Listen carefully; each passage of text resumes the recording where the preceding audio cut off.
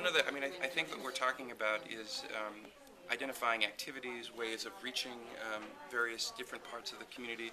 That question that still remains is, how do we have the community take ownership of the space?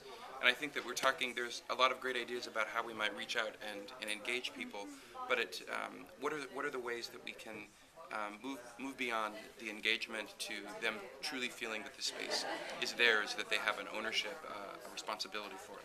If they create some of the programs themselves, if they are the people who do the content, basically not the library, but themselves.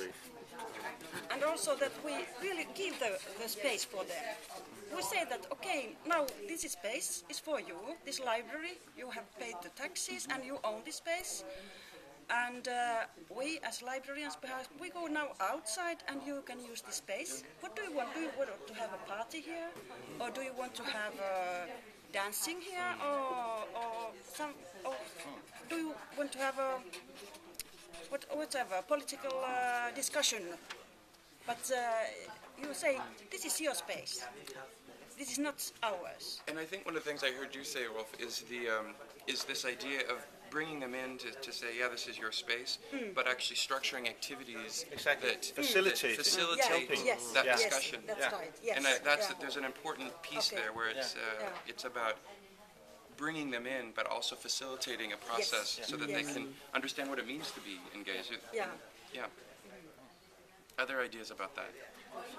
Probably it would be interesting for them to somehow convince them to feel themselves something like home there.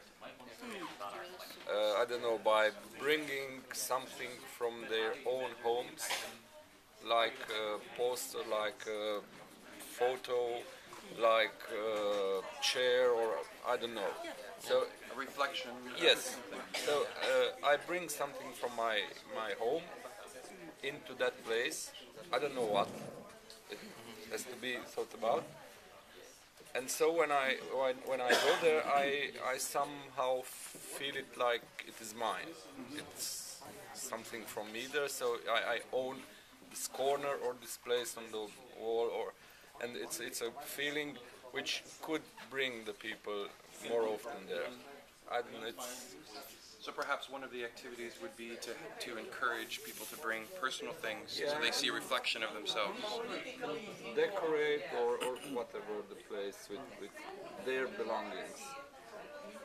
And a constant communication with community. So not organizing discussions or clubs without being sure that people are interested on it.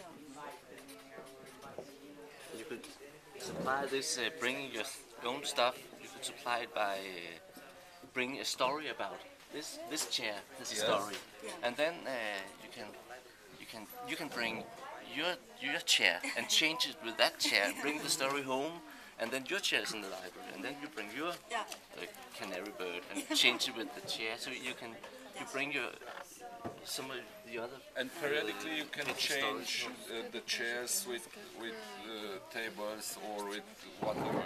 So something like this month, it's the month of the chairs with the chair and the story. The next month it's the month of whatever else.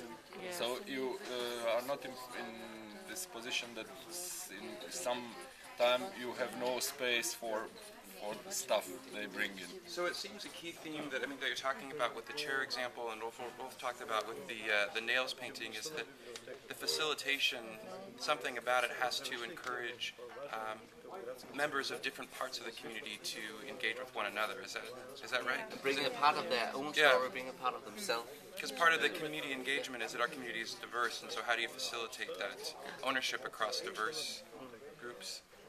And somehow that they are also responsible of that space. That they have to take care of. If they don't take care of it, so it may vanish or whatever. Somehow they feel that we have to work for it. So they are more eager to keep it. I don't know. This place is a physical place in the library, where they could take this place, bring it somewhere else to the supermarket. Now this place is in the supermarket. They can transfer the Yes, and